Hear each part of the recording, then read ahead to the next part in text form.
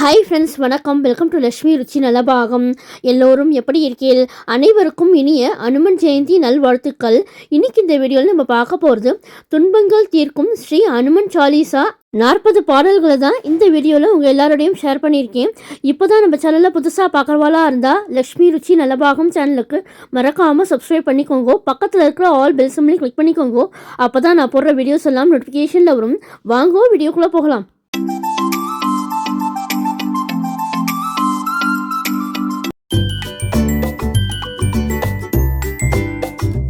அனுமனை போற்றும் வகையில் பக்தி பரவசத்தோடு அவருக்காக பாடப்பட்ட 40 பாடல்களையே நாம் அனுமன் சாலிசா என்கிறோம்.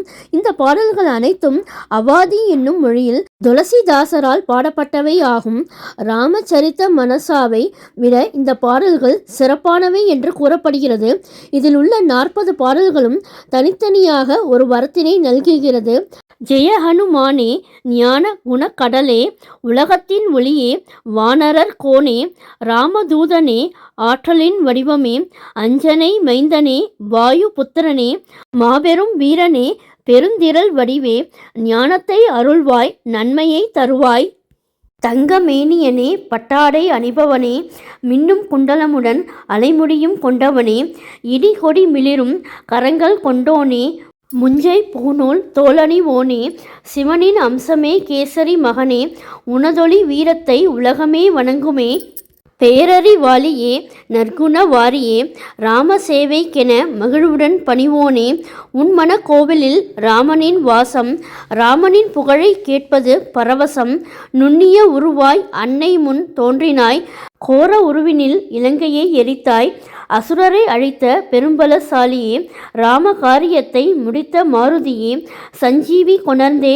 லக்குவனை எழுப்பிட விஞ்சிய அன்புடன் ராமனை தழுவினார், ராமன் உன்னை பெரிதும் புகழ்ந்து பரதனை போல நீ உடனுரை என்றார், 1000 நாவுடை ஆதிசேஷனும் பெருமையை புகழ்வதாய் அனைத்தே சொன்னார், சனகாதி முனிவரும் பிரம்மாதி தேவரும் ஈசனும் நாரதர் கலைமகள் சேஷனும் யமன் குபேரன் திசை காவலரும் புலவரும் உன் பெருமைதனை சொல்ல முடியுமோ, சுக்ரீவனுக்கு அரசை அளித்திட ராமனின் நட்பால் உதவிகள் செய்தாய், உன் அறிவுரையை வீடனன் கொண்டதால் அரியணை அடைந்ததை இவ்வுலகு அறியும், தொலைவினில் ஒளிரும் ஞாயிறை கண்டே சுவைதரும் கனியென பிடித்து விழுங்கினாய், வாயினில் ராமனின் மோதிரம் கவ்வியே ஆழியை கடந்ததில் வியப்பெதும் உண்டோ, உலகினில் முடியா காரியம் யாவையும் நினதருளாலே முடிந்திடும் எளிதாய், ராமராஜ்யத்தின் வாயிற்காவலன் நீ, நுழைந்திட வியலுமோ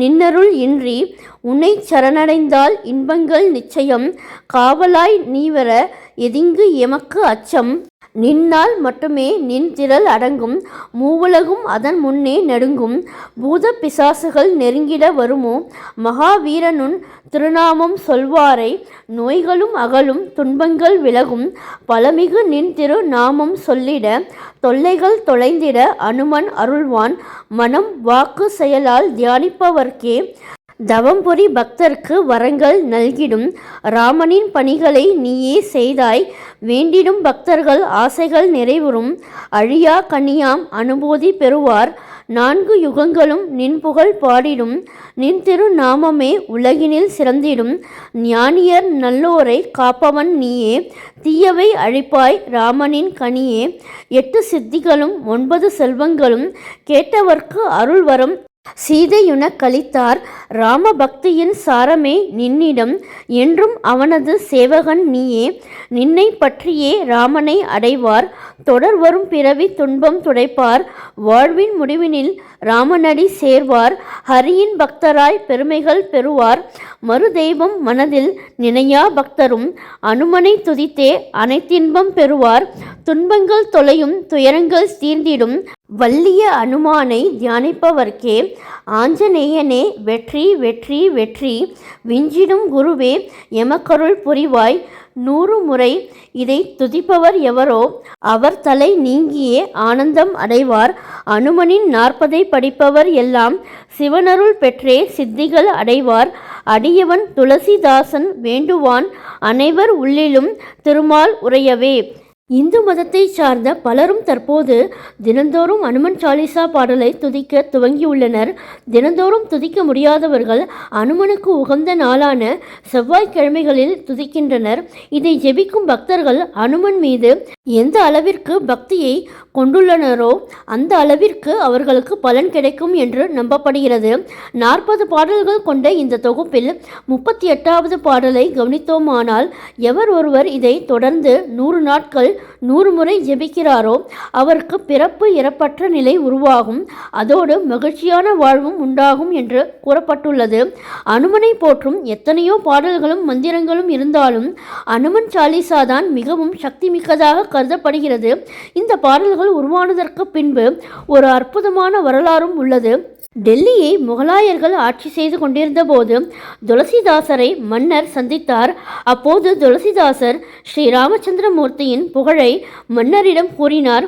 அதோடு ராம தரிசனம் குறித்தும் அவர் பல தகவல்களை கூறினார். இதனை கேட்ட மன்னர் ராமன் தனக்கு தரிசனம் தர வழி செய்யும்படி துளசிதாசரிடம் கேட்டார். அதற்கு துளசிதாசர் உண்மையான பக்தியை வெளிப்படுத்தினால் மட்டுமே ஒருவருக்கு ராம தரிசனம் கிடைக்கும் என்று கூறினார். அதை ஒப்புக்கொள்ளாத மன்னர் துளசிதாசரை சிறையில் இட்டார்.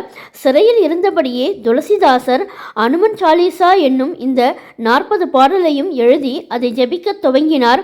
உடனே டெல்லி நகரம் முழுக்க குரங்குகள் சூழ்ந்தன. மக்களாலும் மன்னராலும் குரங்குகளின் அட்டகாசத்தை கட்டுப்படுத்த முடியவில்லை. சிறையில் இருக்கும் துளசிதாசரிடம் இது குறித்து மன்னர் உரையாடினார்.